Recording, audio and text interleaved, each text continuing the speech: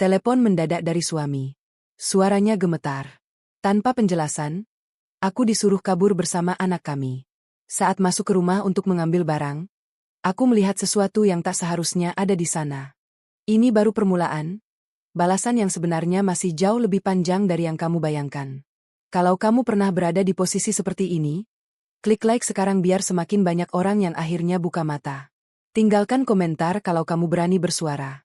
Dan tekan subscribe. Karena bagian paling memuaskan dari kisah ini belum dimulai. Hari itu seharusnya berjalan seperti hari-hari lainnya. Tidak ada tanda aneh, tidak ada firasat buruk, tidak ada mimpi yang membuatku terbangun dengan jantung berdebar. Pagi berlalu biasa saja, siang pun sama.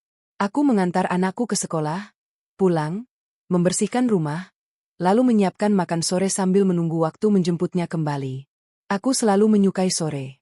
Sore membuat rumah terasa hidup. Ada suara panci, aroma masakan, dan langkah kecil anakku yang biasanya berlari ke arahku sambil memanggil, "Mama." Sore itu, semuanya tampak normal. Aku baru saja selesai menyuapi anakku ketika ponselku bergetar di atas meja. Layarnya menyala, menampilkan satu nama yang sudah sangat akrab bagiku. Arga. Suamiku. Aku mengangkatnya tanpa curiga. "Halo?" Jawabku santai. Namun belum sempat aku melanjutkan kalimat, suara dari seberang langsung memotong napasku. "Kamu di mana?" Nada suaranya tidak biasa. Cepat. Terburu-buru. Seperti orang yang sedang dikejar sesuatu. "Di rumah?" Jawabku heran. "Kenapa?" Ada suara tarikan napas panjang. Berat. Lalu suaranya terdengar lebih rendah, tapi justru lebih menegangkan. "Dengerin aku baik-baik," katanya. "Sekarang juga, bawa anak kita. Pergi dari rumah. Jangan tanya apa-apa." Tanganku refleks mengerat di ponsel. "Maksud kamu apa?" tanyaku. "Kamu bikin aku takut." "Tidak ada waktu." Suaranya meninggi. "Ambil barang penting aja. Cepat. Jangan lama-lama di rumah." Anakku menatapku dengan wajah bingung. "Mama, kenapa?" Aku tidak langsung menjawab. Jantungku berdetak keras, seolah mencoba keluar dari dada. Selama menikah, aku belum pernah mendengar suamiku berbicara seperti ini. "Tidak pernah."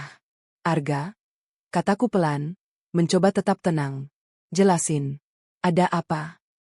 Namun sebelum aku mendapatkan jawaban, sambungan itu terputus. Telepon mati. Aku menatap layar ponsel yang gelap, berharap itu hanya gangguan. Tapi perasaan di dadaku justru semakin berat. Ada sesuatu yang salah. Naluri seorang istri, dan naluri seorang ibu, sama-sama berteriak. Aku berdiri, menggenggam tangan anakku. "Kita mau pergi sebentar," kataku sambil tersenyum kecil, berusaha menenangkan. "Ambil tas kamu." "Ya." Aku masuk ke kamar untuk mengambil beberapa barang. Tapi langkahku terhenti tepat di depan pintu kamar tidur utama. Pintu itu tidak terkunci. Padahal aku sangat yakin, sebelum pergi pagi tadi, aku menguncinya. Aku mendorong pintu perlahan. Hal pertama yang tercium bukan bau rumah. Bukan bau detergen. Bukan bau parfumnya Arga. Itu bau parfum asing. Manis. Menyengat. Mataku langsung tertuju ke ranjang. Spray putih yang selalu kurapikan tampak kusut, seperti baru saja dipakai. Dan di lantai, dekat sisi tempat tidur, ada satu benda kecil yang membuat kakiku terasa lemas. Sebuah anting. Anting wanita. Bukan milikku. Dunia seakan berhenti berputar. Aku memungut anting itu dengan tangan gemetar. Otakku berusaha mencari alasan. Mungkin milik tamu. Mungkin milik sepupu. Mungkin milik siapa saja, selain kemungkinan yang paling menyakitkan. Tapi bau parfum itu masih ada. Dan ingatan mulai menyusun kepingan satu persatu. Lembur yang terlalu sering. Ponsel yang selalu dibawa ke kamar mandi. Nada kesal setiap kali aku bertanya terlalu banyak. Aku terduduk di tepi ranjang. Anakku berdiri di ambang pintu. "Mama, kita jadi pergi." Aku menatap wajah polos itu. Wajah yang tidak tahu apa-apa. Wajah yang selama ini kupikir aman di dalam rumah ini. "Iya," jawabku pelan. "Sebentar lagi." Ponselku kembali bergetar. Nama Arga muncul lagi. Kali ini aku tidak langsung mengangkatnya. Aku menatap anting itu sekali lagi.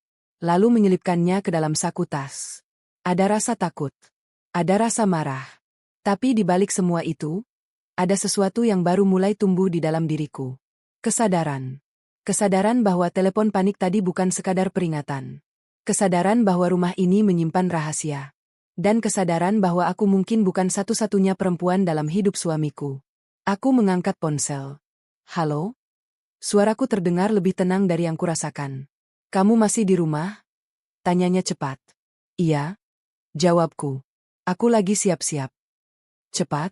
Katanya. Tolong. Aku menatap sekeliling kamar. Rumah yang kupikir milikku. Pernikahan yang kuanggap aman. Iya? Kataku pelan. Aku pergi sekarang. Telepon ditutup. Aku menggandeng anakku keluar dari kamar itu. Menutup pintu perlahan. Mengunci rumah dari luar. Saat mobil mulai melaju, aku menatap kaca spion. Rumah itu semakin menjauh. Dan entah kenapa, air mataku akhirnya jatuh. Bukan karena aku takut, tapi karena aku sadar, hidupku baru saja berubah. Dan aku belum tahu, perubahan itu akan membawaku ke kehancuran. Atau justru membangkitkan diriku menjadi seseorang yang jauh lebih kuat. Aku tidak langsung menuju rumah mama. Tanganku tetap memegang setir, tapi pikiranku seperti terseret ke dua arah sekaligus. Satu sisi ingin percaya pada Arga, bahwa ia panik karena ada bahaya yang mengancam kami. Sisi lain terus menjerit, mengingatkan pada anting kecil di sakuku dan bau parfum asing yang menempel di hidungku. Anakku duduk di kursi belakang, memeluk botol minumnya. Sesekali ia menatapku lewat kaca spion. Mama, kita mau kemana? Tanyanya pelan. Aku memaksakan senyum. Kita mau main sebentar ke rumah nenek. Kamu senang, kan? Ia mengangguk, meski wajahnya masih bingung. Anak kecil selalu bisa merasakan perubahan, meski tidak mengerti alasannya. Aku menelan ludah. Aku harus terlihat kuat. Demi dia. Ponselku kembali bergetar di dashboard. Nama Arga muncul lagi. Aku biarkan berdering. Bukan karena aku ingin menghukumnya, tapi karena aku takut suaranya akan membuatku runtuh. Aku belum siap menghadapi suamiku, sementara kepalaku masih dipenuhi pertanyaan. Lalu sebuah pesan masuk. Jangan balik rumah. Jangan berhenti di jalan. Langsung ke mama. Singkat. Perintah. Tidak ada, tolong. Tidak ada, maaf. Aku menarik napas dalam, lalu menekan tombol balas. Aku mau tahu kenapa. Lin.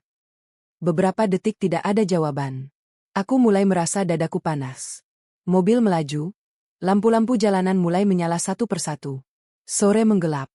Balasan Arga akhirnya muncul. Nanti. Sekarang nurut dulu.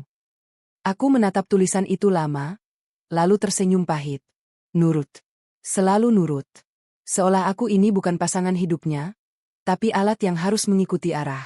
Aku menepikan mobil sebentar di tempat yang cukup ramai, dekat minimarket, hanya untuk memastikan aku bisa berpikir tanpa tangan gemetar di setir. Aku turun, menggandeng anakku masuk.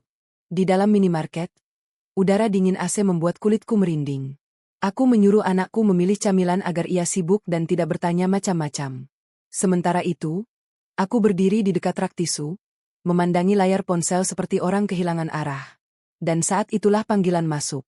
Nomor asing. Aku mengernyit. Biasanya aku tidak mengangkat nomor tak dikenal. Tapi sesuatu di dalam dadaku terasa seperti didorong. Seolah naluri mengatakan, angkat. Aku menempelkan ponsel ke telinga. Halo? Hening sebentar. Lalu terdengar suara perempuan. Halus. Pelan. Dan anehnya, tenang sekali. Kamu? Istrinya Arga? Ya. Aku membeku. Suara itu tidak bertanya untuk mencari jawaban. Ia bertanya seolah sudah tahu, hanya ingin melihat reaksiku. Siapa ini? Suaraku berusaha stabil, meski tenggorokanku terasa kering. Perempuan itu tertawa kecil. Bukan tawa ramah. Tawa yang punya rasa menang. Nama aku Sera. Nama itu terdengar seperti kilatan di kepala. Aku pernah mendengarnya. Pernah. Tapi saat itu aku tidak menaruh curiga.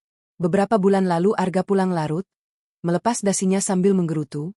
Ada klien baru, namanya Sera. Cerewet banget. Ia tertawa setelahnya, seolah hanya cerita kerja biasa.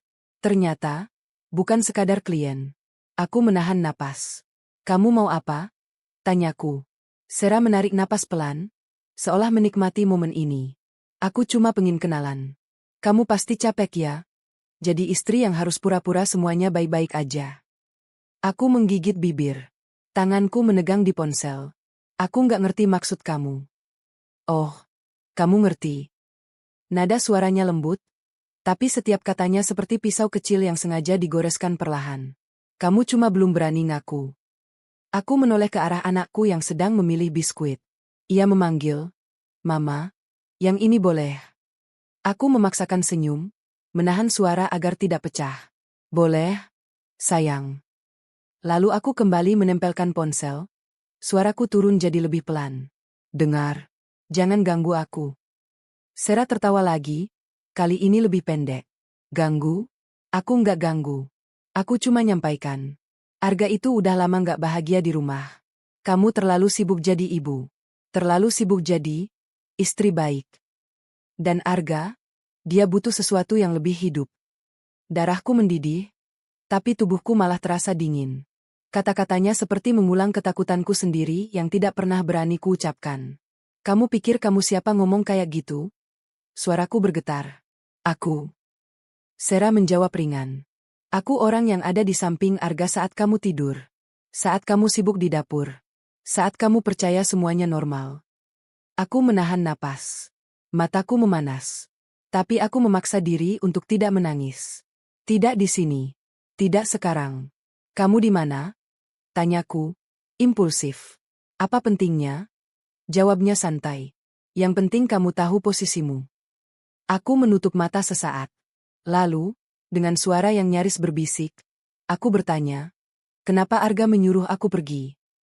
Hening. 1 detik. 2 detik. Seolah Sera mempertimbangkan jawaban mana yang paling menyakitkan. Akhirnya ia berkata, "Karena kalau kamu tetap di rumah tadi, mungkin kamu nggak sempat keluar."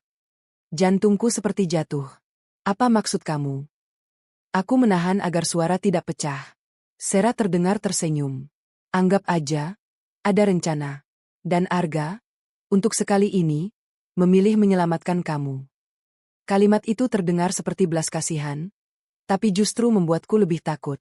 Menyelamatkan? Dari apa? Dari siapa?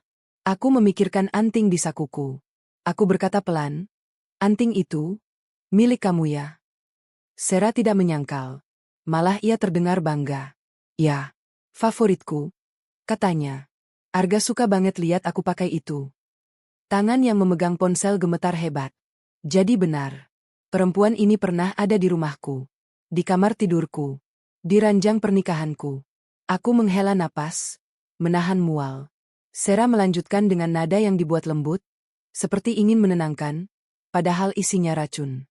"Kamu tuh baik. Terlalu baik. Tapi kamu nggak perlu takut. Sebentar lagi semuanya selesai kok. Kamu tinggal mundur dengan elegan." Mundur. Aku tertawa kecil, getir. "Mundur dari apa?" "Dari hidup Arga," jawabnya ringan. "Dari semua yang selama ini kamu kira milikmu." Aku memejamkan mata, menahan rasa sakit yang menggerus. Tapi di balik rasa sakit itu, ada sesuatu yang bangkit. Api kecil. Tidak terlihat, tapi panas. Aku membuka mata. Menatap lurus ke depan. "Aku cuma mau bilang satu hal," kataku pelan. "Apa?" Sera terdengar penasaran. "Aku bukan perempuan yang bisa kamu singkirkan hanya dengan telepon," ucapku. Suaraku tidak lagi gemetar. "Dan kalau kamu pikir aku bakal kabur sambil nangis, kamu salah." Sera terdiam sejenak, lalu tertawa pendek. "Kita lihat aja." Klik. Telepon ditutup. Aku berdiri kaku beberapa detik di dekat kasir. Napasku berat. Dunia terasa berputar. Aku ingin marah, ingin menjerit, ingin memecahkan sesuatu. Tapi aku menatap anakku, yang masih memegang biskuitnya sambil tersenyum polos, dan semua emosiku seperti dipaksa kembali masuk. Aku membayar belanjaan, masuk ke mobil, lalu menutup pintu rapat-rapat. Begitu mobil bergerak lagi, aku merogoh saku tas, mengeluarkan anting itu, dan memandanginya lama. Benda kecil ini, bukan cuma bukti. Ini penghinaan. Dan lebih dari itu, kalimat Sera tadi terus bergema. "Kalau kamu tetap di rumah, mungkin kamu nggak sempat keluar." Berarti ada sesuatu yang lebih gelap dari perselingkuhan. Sesuatu yang membuat Arga panik. Sesuatu yang membuat perempuan itu berani bicara seolah aku hanya penghalang. Aku menggenggam setir kuat-kuat sampai ruas jariku memutih. Dalam hati, aku berbisik pada diri sendiri. Mulai hari ini, aku tidak akan jadi korban yang dipindah-pindahkan. Aku boleh pergi ke rumah mama malam ini. Aku boleh berpura-pura aman. Aku boleh terlihat lemah di mata mereka. Tapi di balik semua itu, aku akan menghitung. Aku akan menyusun. Aku akan menunggu. Karena kalau mereka punya rencana untuk menyingkirkanku, maka aku juga akan punya rencana. Dan rencanaku tidak akan memberi kesempatan kedua. Malam itu aku tiba di rumah mama dengan tubuh lelah dan pikiran yang tidak pernah benar-benar diam. Lampu teras menyala terang, seperti biasa. Aroma minyak kayu putih dan teh hangat menyambut kami. Aroma masa kecil yang dulu selalu membuatku merasa aman. Mama membuka pintu dengan wajah terkejut. "Lo, kok malam-malam gini datang?" tanyanya sambil memeluk cucunya. Aku tersenyum. Senyum yang terasa kaku, tapi cukup meyakinkan. "Kangen. Sekalian nginep." Jawabku singkat. Mama menatapku sebentar, seolah ingin bertanya lebih jauh. Tapi ia memilih diam. Seperti semua ibu, Mama tahu kapan harus menunggu. Kami masuk. Anakku langsung berlari ke kamar belakang. Tempat mainan lamanya masih tersimpan rapi. Begitu pintu kamar tertutup, aku duduk di sofa. Tubuhku akhirnya terasa berat. Tanganku dingin. Baru sekarang aku menyadari betapa tegangnya diriku sejak sore. Ponselku bergetar. Nama Arga. Aku menatap layar itu lama sebelum akhirnya mengangkat. "Kamu sudah sampai?" Suaranya terdengar lebih tenang dari sebelumnya. Terlalu tenang. "Sudah?" Jawabku pelan. "Anak juga baik-baik saja." Aku bisa mendengar helaan napas lega di seberang. "Syukurlah. Maaf aku bikin kamu panik." "Maaf." Kata itu terdengar asing malam ini. "Ada apa sebenarnya?" tanyaku. "Hati-hati. Bukan di telepon." Jawabnya cepat. "Nanti aku jelasin. Yang penting kamu aman." Aku ingin tertawa, tapi yang keluar hanya tarikan napas panjang. Aman. Jika ia tahu apa yang sudah kudengar sore ini, ia tidak akan setenang itu. "Besok aku ke sana," lanjutnya. "Kita bicara." "Iya," jawabku singkat. Telepon ditutup. Aku meletakkan ponsel di meja, lalu menyandarkan kepala. Pikiranku kembali ke suara perempuan itu. Cara bicaranya. Cara ia menyebut namaku tanpa menyebut namaku. Seolah aku bukan manusia, hanya peran yang bisa digantikan. Aku mengeluarkan anting itu dari tas dan menatapnya di bawah lampu ruang tamu. Kecil. Mengkilap. Tidak berarti bagi siapapun, kecuali bagiku. Benda kecil ini membongkar semua kebohongan yang selama ini kuterima dengan senyum. "Mama?" Aku terkejut. Mama berdiri di ambang pintu dapur, menatapku dengan khawatir. "Kamu kenapa?" tanyanya pelan. "Kelihatan capek banget." Aku menelan ludah. Ingin sekali aku menceritakan semuanya. Tapi belum. Belum sekarang. "Enggak apa-apa, Ma. Cuma capek." Jawabku sambil tersenyum. Mama tidak memaksa. Ia hanya mengangguk, lalu berkata, "Istirahatlah. Kamar kamu sudah Mama siapin." Aku masuk ke kamar lama. Kamar yang penuh kenangan. Aku menutup pintu, lalu duduk di tepi ranjang. Di ruangan sunyi itu, air mataku akhirnya jatuh. Bukan tangisan keras, hanya aliran pelan yang mengalir tanpa suara. Aku menangis bukan karena Arga. Aku menangis karena aku bodoh. Karena aku percaya terlalu lama. Namun di balik tangis itu, ada sesuatu yang berubah. Setiap air mata yang jatuh seperti mengikis rasa takut, digantikan oleh tekad yang dingin dan jernih. Aku menghapus air mata, lalu mengambil ponsel. Aku tidak mencari Arga. Aku tidak mencari Sera. Aku mencari satu nama lain. Raka. Sepupuku. Pengacara. Orang yang jarang kutemui, tapi selalu dikenal sebagai sosok yang tidak banyak bicara dan tidak suka basa-basi. Aku mengetik pesan singkat. "Rak. Kamu ada waktu ketemu? Aku butuh bantuan. Penting." Tidak lama kemudian, balasan masuk. "Besok pagi. Jam 9. Di mana?" Aku menatap layar, lalu mengetik kembali. "Kafe kecil dekat kantor kamu. Jangan bilang siapa-siapa." "Oke." Aku menghembuskan napas perlahan. Langkah pertama sudah kuambil. Kecil, tapi nyata. Malam itu aku hampir tidak tidur. Setiap kali memejamkan mata, wajah Arga muncul, tersenyum seperti biasa, seolah tidak ada yang berubah. Lalu suara Sera menyusul, lembut tapi menusuk. Aku terbangun beberapa kali dengan dada sesak. Tapi setiap kali itu juga aku mengingat satu hal. Aku masih berdiri. Aku masih di sini. Pagi datang terlalu cepat. Aku berpamitan pada Mama dengan alasan ada urusan sebentar. Mama mengangguk, tidak bertanya. Anakku kutinggal bermain di rumah, aman dalam pengawasan neneknya. Di mobil, ponselku kembali bergetar. Arga, kamu kemana? Tanyanya tanpa basa-basi. Ada urusan sebentar. Jawabku netral. Kamu nggak ke kantor, kan? Nada suaranya terdengar waspada. Aku tersenyum kecil. Enggak. Ia diam sejenak, lalu berkata, "Oke, jangan lama." Telepon ditutup. Aku menatap jalan di depanku. Ia mulai curiga. Itu berarti waktuku tidak banyak. Di kafe kecil itu, Raka sudah menunggu. Ia mengangkat tangan saat melihatku. Wajahnya serius, tanpa senyum. "Kamu kelihatan beda," katanya begitu aku duduk. Aku tidak berputar-putar. Aku menceritakan semuanya. Dari telepon panik, anting di kamar, sampai suara perempuan bernama Sera. Aku bicara pelan tapi jelas. Tidak ada dramatisasi. Tidak ada air mata. Raka mendengarkan tanpa menyela.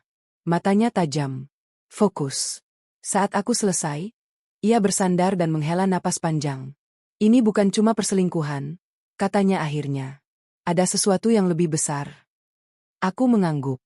Aku juga merasa begitu. Raka menatapku lama. "Kamu siap kalau ini tidak berakhir sederhana?" Aku tidak ragu. "Aku siap." Ia mengangguk pelan. "Kalau begitu, satu hal yang harus kamu lakukan sekarang." "Apa?" "Jangan ubah sikap," katanya. "Tetap jadi istri yang sama di mata mereka. Biarkan mereka merasa aman." Aku tersenyum tipis. Itu bisa kulakukan. Saat aku meninggalkan kafe, matahari pagi terasa menyilaukan. Tapi langkahku lebih ringan dari kemarin. Untuk pertama kalinya sejak telepon itu berdering, aku merasa memiliki arah. Aku kembali ke mobil, menatap bayanganku di kaca. Perempuan yang menatap balik bukan lagi istri yang hanya menunggu penjelasan.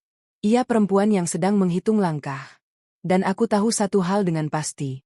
Jika mereka pikir aku hanya perempuan yang bisa ditakuti dan dipindahkan, mereka akan sangat menyesal. Karena mulai hari ini, aku tidak akan lari. Aku akan berjalan pelan. Dan memastikan aku tiba di akhir dengan senyum. Aku kembali ke rumah 2 hari kemudian. Tidak dengan koper besar. Tidak dengan wajah marah. Aku pulang seperti istri yang kelelahan dan ingin semuanya kembali normal. Senyum kecil. Nada suara lembut. Bahkan aku memeluk Arga lebih dulu saat ia membukakan pintu. "Kamu bikin aku khawatir," katanya sambil menghela napas, memeriksa wajahku seperti ingin memastikan aku masih aman. Aku mengangguk. "Aku juga." Kalimat itu benar, tapi dengan makna yang sangat berbeda.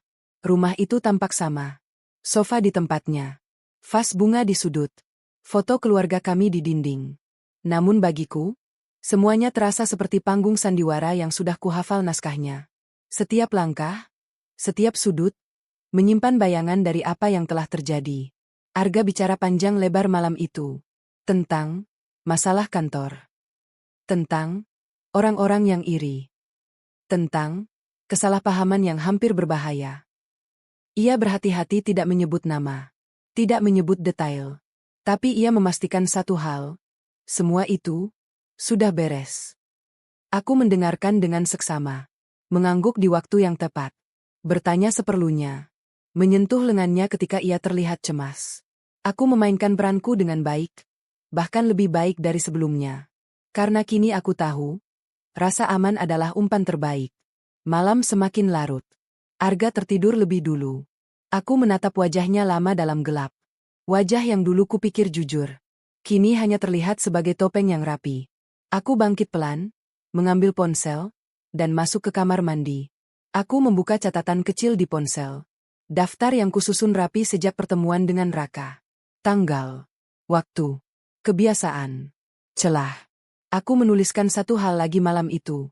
Mulai fase pengamatan. Hari-hari berikutnya aku kembali ke rutinitas. Mengantar anak. Menjemput. Memasak. Tertawa kecil saat Arga melontarkan candaan.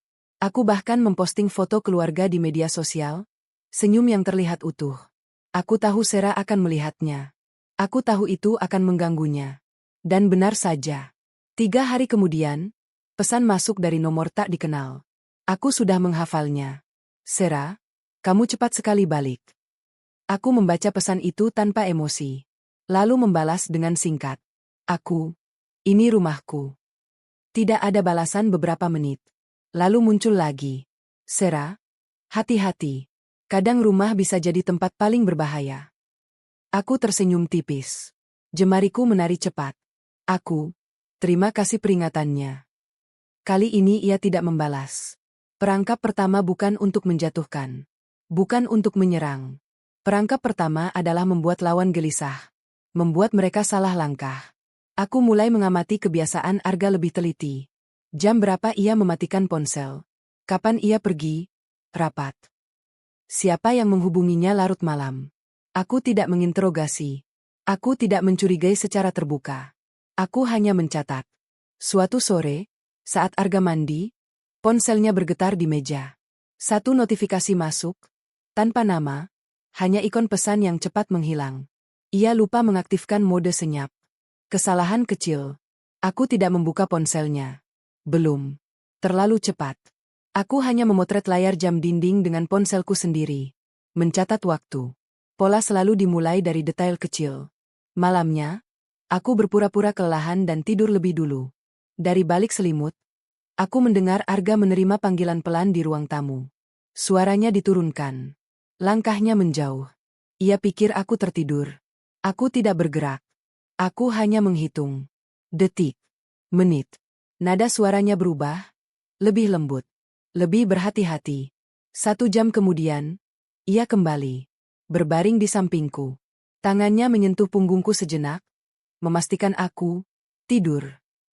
Aku mengatur napas, membuatnya terdengar teratur. Dalam gelap, aku tersenyum. Keesokan harinya aku menemui Raka lagi. Tidak lama.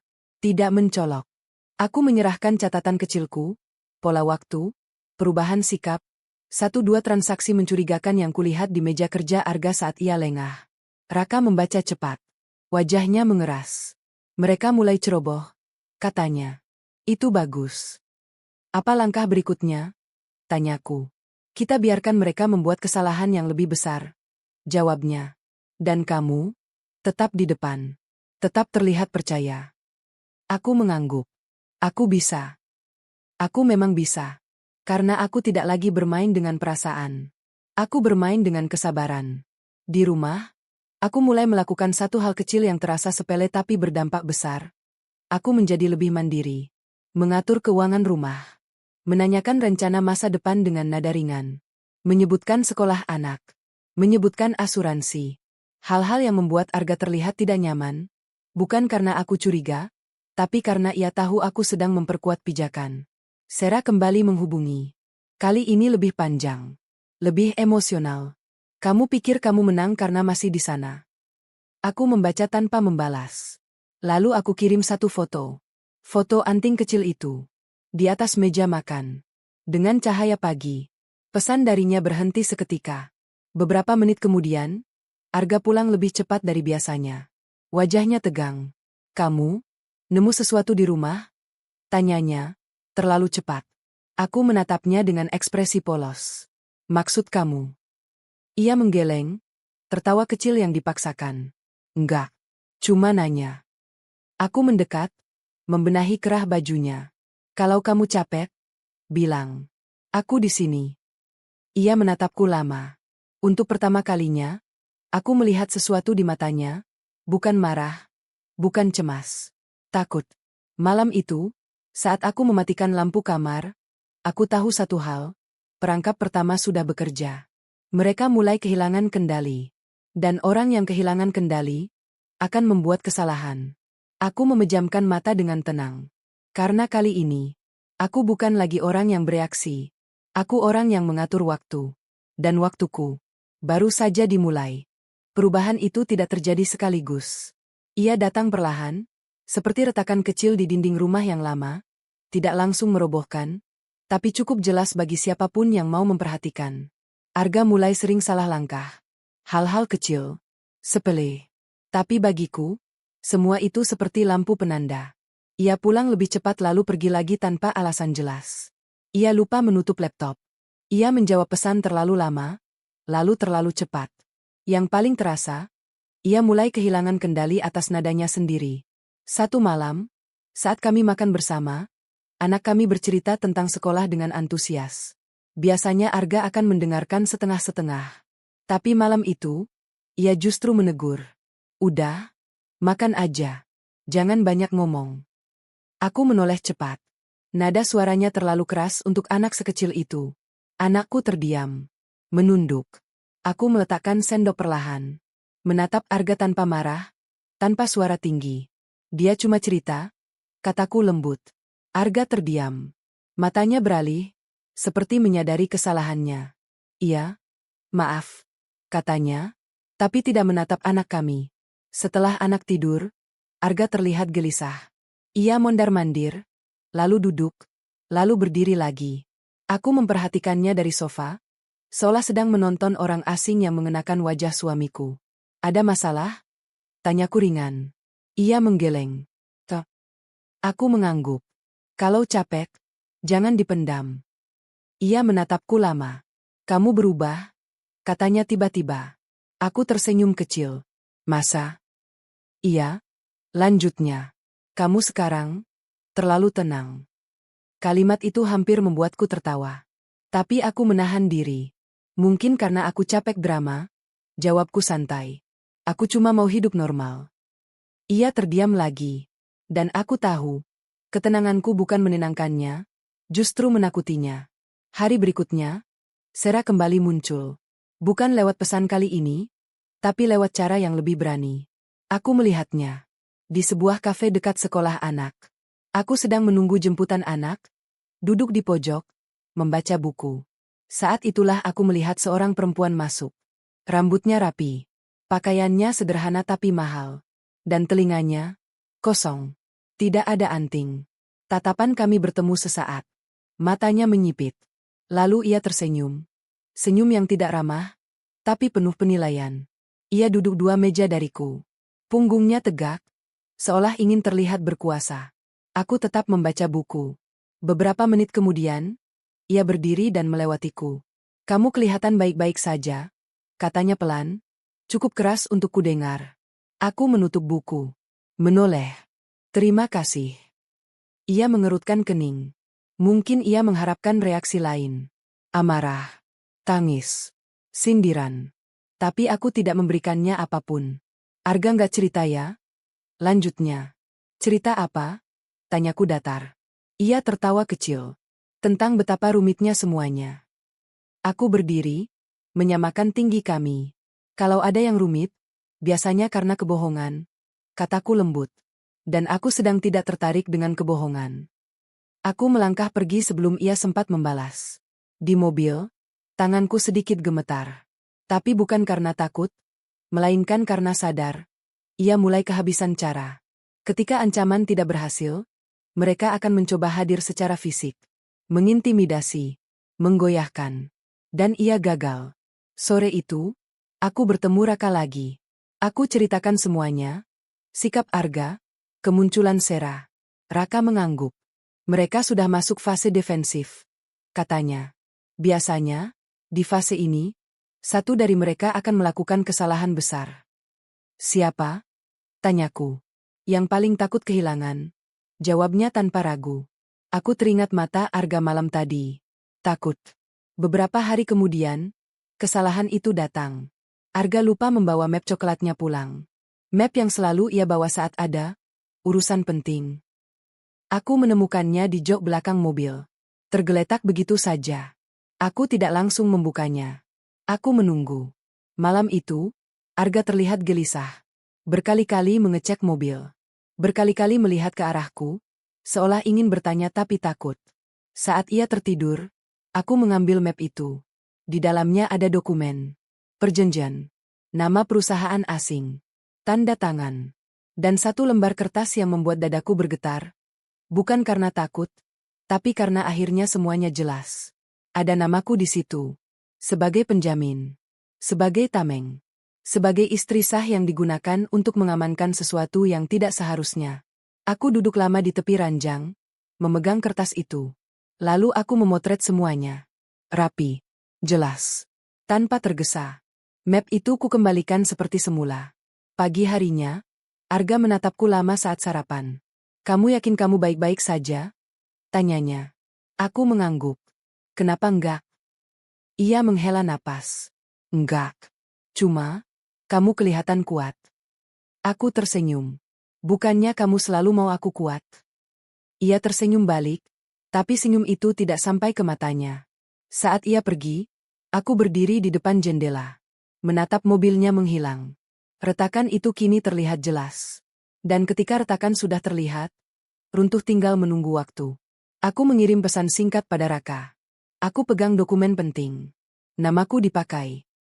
Balasannya datang cepat. Bagus. Sekarang kamu bukan cuma korban. Kamu kunci. Aku menutup ponsel dan menarik napas panjang.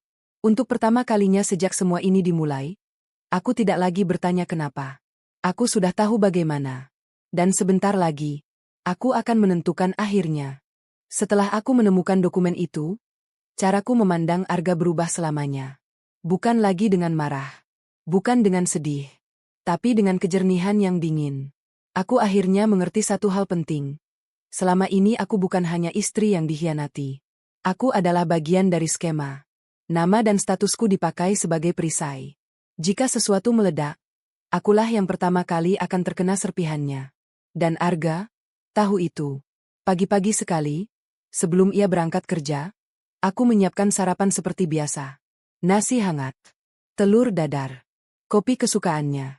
Ia menatap meja makan dengan raut wajah lega, seolah semuanya kembali normal. Kamu baik banget akhir-akhir ini, katanya sambil duduk. Aku tersenyum. Aku cuma mikir, kita terlalu sering ribut hal kecil. Ia mengangguk cepat. Iya, aku juga. Kebohongan paling mudah dipercaya adalah yang ingin kita dengar. Aku menyuapi anak kami dengan penuh perhatian. Arga menatap pemandangan itu lama, lalu berkata pelan, aku bersyukur kamu nggak drama. Kalimat itu mengukuhkan segalanya. Ia tidak menyesal. Ia hanya lega karena aku diam. Siang hari, Raka mengajakku bertemu sebentar.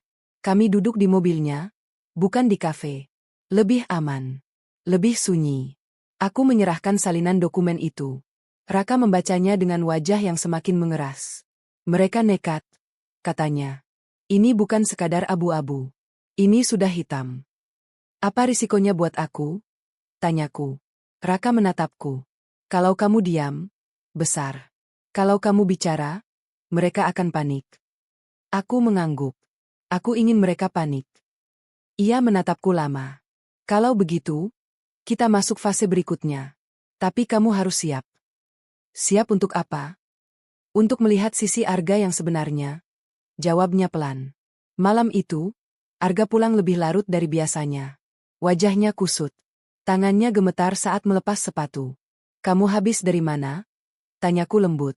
Ia menoleh cepat. Terlalu cepat. Rapat. Aku tidak membalas. Aku hanya menuangkan air minum dan menyodorkannya. Ia minum habis, lalu duduk terdiam. Aku bisa merasakan ketegangannya seperti listrik di udara. Ada apa? Aku bertanya lagi. Ia mengusap wajahnya. Ada masalah kecil. Kecil? Aku mengulang. Ia menatapku, lalu menghela napas panjang. Ada audit. Dan aku menahan reaksi. Audit. Kata itu adalah kunci. Oh, kataku ringan. Kamu aman. Ia mengangguk. Terlalu cepat. Aman. Selama nggak ada yang macam-macam. Aku mendekat, duduk di sampingnya. Menyentuh tangannya. Kita kan satu tim. Ia menggenggam tanganku erat. Terlalu erat. Iya, katanya. Makanya, aku butuh kamu. Kata-kata itu dulu akan membuatku luluh. Sekarang, aku tahu artinya. Ia butuh aku tetap diam. Beberapa hari kemudian, Sera melakukan kesalahan yang tidak pernah kulupakan. Ia mengirim pesan panjang. Tanpa ancaman. Tanpa sindiran. Isinya, ketakutan. Arga mulai berubah. Dia sering marah. Kamu ngapain ke dia? Aku membaca pesan itu berkali-kali. Lalu membalas satu kalimat saja. Aku cuma jadi istri. Tidak ada balasan. Sore itu, Arga pulang lebih cepat. Wajahnya merah. Matanya gelap. Kamu ngomong apa ke Sera? Bentaknya tiba-tiba. Anakku sedang bermain di ruang tengah. Aku menoleh cepat. Kita bicara di kamar. Begitu pintu tertutup, ia langsung menghadapku. Kamu ngancam dia? Aku menatapnya lurus. Tenang. Aku bahkan gak hubungi dia. Jangan bohong. Suaranya meninggi. Aku menghela napas.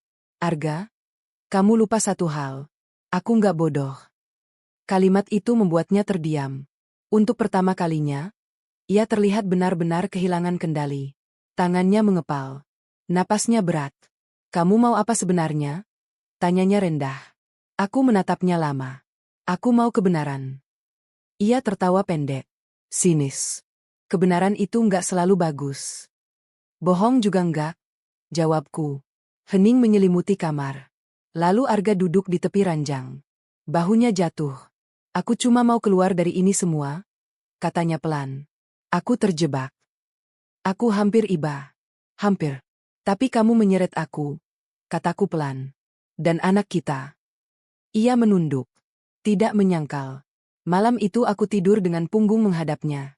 Untuk pertama kalinya, aku tidak peduli apakah ia sadar aku menjauh. Karena topengnya mulai jatuh.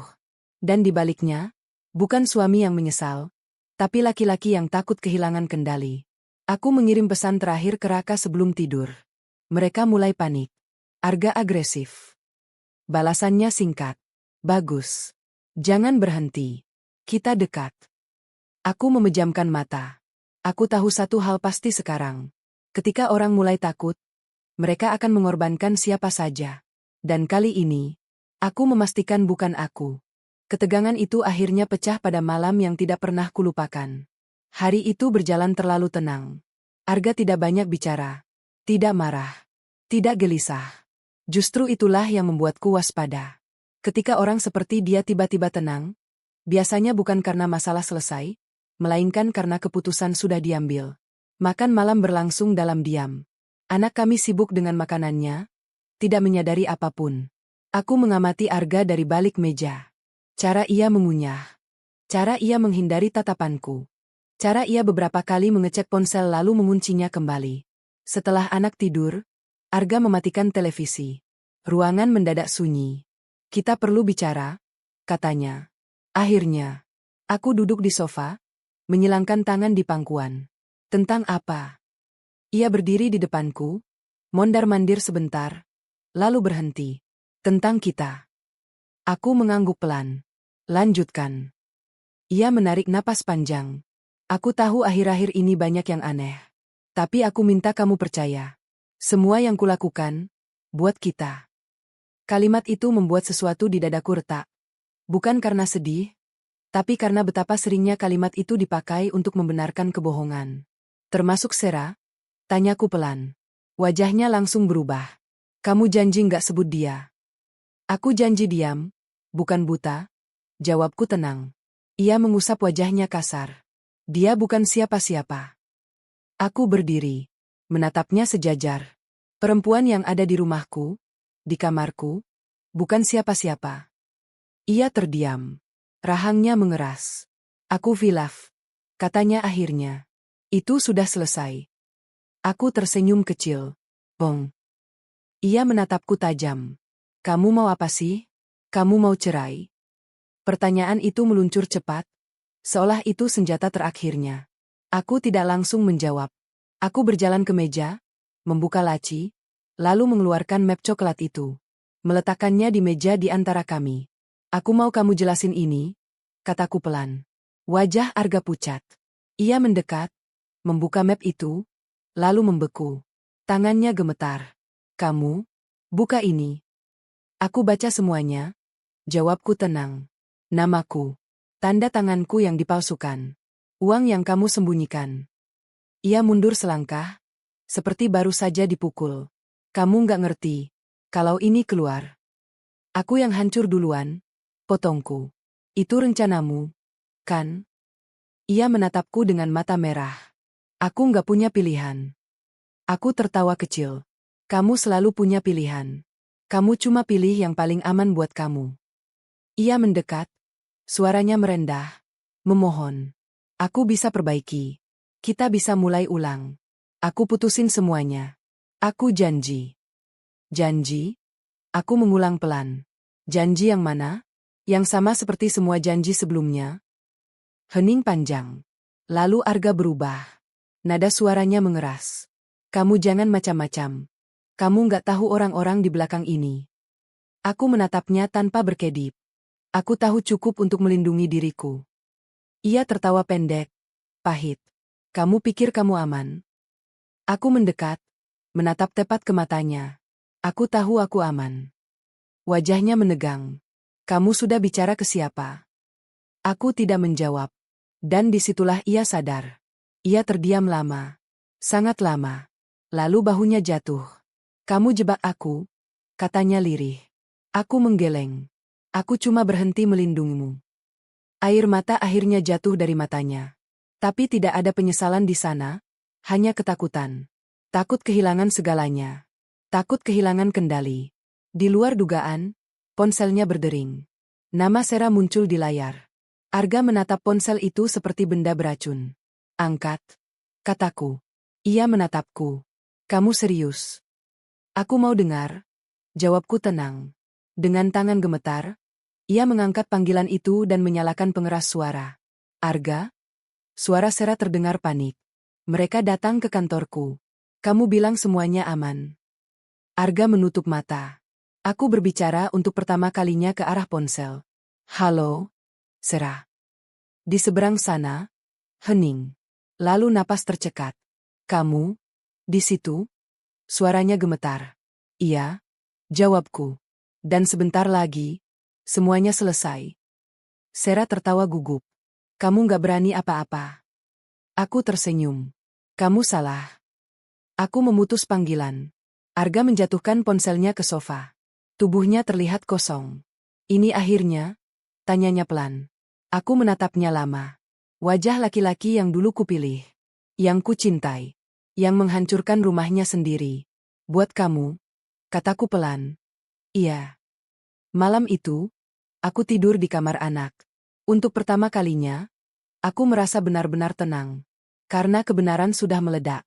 Dan setelah ledakan, yang tersisa hanyalah puing-puing. Dan aku, tidak lagi berdiri di tengahnya. Pagi setelah malam itu terasa aneh, tenang, tapi berat. Seperti udara setelah hujan besar, bersih namun meninggalkan bau tanah yang basah. Aku bangun lebih dulu dari biasanya. Anak masih terlelap. Rumah sunyi. Arga tidak ada di sampingku. Ia tidur di sofa, punggung menghadap ruang kosong, seolah mencoba menghindari kenyataan. Aku membuat sarapan seperti biasa. Bukan untuknya, untuk diriku dan anakku. Rutinitas kecil ini penting. Ia mengingatkanku bahwa hidup tetap berjalan, bahkan ketika sebuah dunia runtuh. Arga bangun dengan mata sembab. Ia menatapku lama, seolah ingin mengatakan sesuatu, lalu mengurungkan niatnya. Kami tidak bicara. Tidak perlu. Semua sudah jelas. Siang itu, aku menerima pesan dari Raka. Proses berjalan. Beberapa pihak mulai dipanggil. Aku menutup mata sejenak. Bukan lega. Lebih seperti pengakuan bahwa titik tanpa kembali telah terlewati. Hari-hari berikutnya bergerak cepat. Terlalu cepat untuk mereka yang tidak siap. Kantor Arga didatangi orang-orang yang tidak tersenyum. Ponselnya tak henti berdering. Pesan-pesan masuk tanpa henti. Ia menjadi bayangan dari dirinya sendiri, lebih pendiam, lebih mudah marah, dan jauh lebih rapuh. Sera mencoba menghubungiku lagi. Berkali-kali. Panggilan tak terjawab. Pesan panjang yang kubaca tanpa emosi. Aku nggak tahu semuanya akan sejauh ini. Arga bilang kamu aman. Kita bisa bicara baik-baik. Aku tidak membalas satu pun. Karena ketika seseorang hanya berani bicara saat tanah di bawah kakinya runtuh, itu bukan dialog. Itu permohonan. Suatu sore, Arga pulang dengan wajah pucat. Ia meletakkan kunci dengan tangan gemetar. Mereka tahu, katanya pelan. Semuanya. Aku menatapnya dari meja makan. Termasuk namaku. Ia mengangguk. Aku bilang kamu nggak tahu apa-apa. Aku berdiri. Untuk sekali ini, kamu benar. Ia menatapku dengan mata basah. Aku nggak mau kamu ikut jatuh. Kalimat itu hampir terdengar seperti kepedulian. Hampir. Sudah terlambat untuk memilih. Jawabku. Yang bisa kamu lakukan sekarang, bertanggung jawab. Ia tertawa pendek. Pahit. Kamu kejam. Aku menggeleng. Aku adil. Beberapa hari kemudian, Sarah datang ke rumah. Tanpa pemberitahuan. Tanpa pesan. Ia berdiri di depan pintu. Rambutnya tidak serapi dulu. Wajahnya pucat. Dan matanya merah karena kurang tidur. Aku membuka pintu dan menatapnya tanpa kata. Aku cuma mau bicara. Katanya cepat. Sebentar saja. Aku menimbang beberapa detik. Lalu membuka pintu lebih lebar. Masuk. Kami duduk berhadapan di ruang tamu. Tidak ada minuman. Tidak ada basa-basi. Kamu tahu aku bisa hancur. Katanya dengan suara bergetar. Kamu tahu harga menyeretku. Aku tahu. Jawabku datar. Kalau kamu cabut laporan. Aku tidak pernah membuat laporan. Potongku tenang. Aku hanya berhenti menutup mata. Ia terdiam. Menunduk. Aku salah. Katanya akhirnya. Aku pikir aku menang. Aku mengangguk. Banyak orang berpikir begitu, sampai mereka salah orang. Ia menatapku, ada kebencian dan ketakutan bercampur. Kamu puas? Aku menarik napas panjang. Ini bukan soal puas. Ini soal selesai. Ia bangkit dan pergi tanpa pamit. Tidak ada ancaman. Tidak ada tawa. Hanya langkah cepat orang yang tahu hidupnya berubah selamanya. Malam itu, Arga duduk sendirian di ruang tamu. Aku menyiapkan tas kecil, bukan untuk kabur, tapi untuk memulai. Aku akan pindah sementara, kataku, bersama anak. Ia mengangguk pelan. Tidak melawan. Tidak memohon.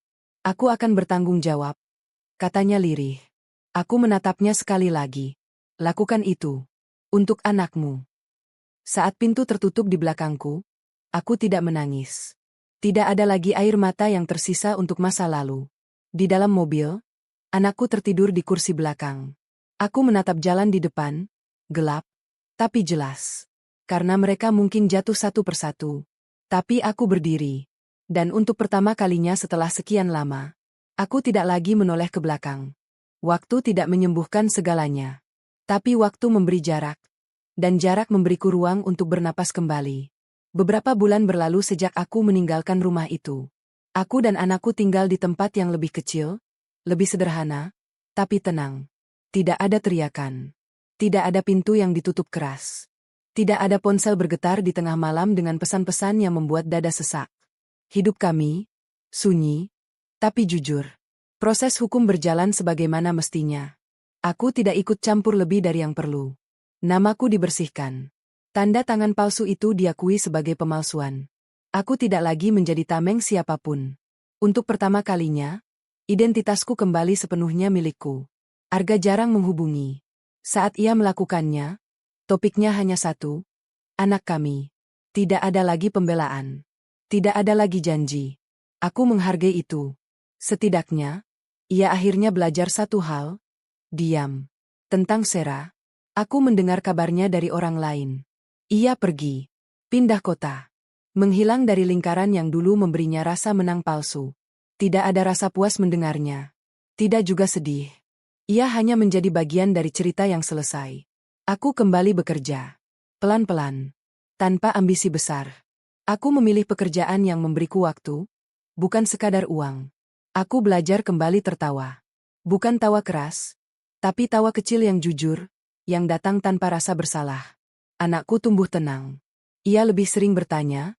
Lebih sering bercerita. Dan suatu sore, saat kami berjalan pulang sambil membeli es krim, ia menatapku dan berkata, "Mama sekarang sering senyum." Aku terdiam. Lalu aku tersenyum. Lebih lebar. "Iya," jawabku. "Karena Mama bahagia." Malam itu, setelah anakku tidur, aku duduk di balkon kecil apartemen kami. Angin malam menyentuh wajahku. Aku menutup mata, mengingat semua yang telah kulalui. Telepon panik. Anting kecil. Suara perempuan asing. Ketakutan. Kemarahan. Dan keputusan-keputusan sunyi yang mengubah segalanya. Aku tidak pernah merencanakan balas dendam. Aku hanya berhenti melindungi orang yang melukaiku. Dan ternyata, itu cukup. Aku tidak menang dengan menghancurkan siapapun. Aku menang dengan keluar. Dengan memilih diriku. Dengan memilih hidup yang tidak perlu topeng. Aku menatap langit. Tidak ada kembang api. Tidak ada sorak-sorai. Tapi ada kedamaian. Dan itu jauh lebih berharga. Jika ada satu hal yang kupelajari dari semuanya, itu ini. Perempuan tidak menjadi kuat karena ia kebal rasa sakit. Ia menjadi kuat karena ia berani berhenti bertahan di tempat yang salah. Aku bangkit, mematikan lampu balkon, dan masuk ke kamar. Di sana, anakku tidur dengan napas teratur. Aku menyelimuti tubuh kecil itu, mengecup keningnya.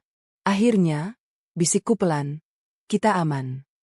Dan untuk pertama kalinya, aku tahu, ini bukan akhir karena semuanya hancur. Ini akhir karena aku memilih awal yang baru. Akhir yang kutulis sendiri.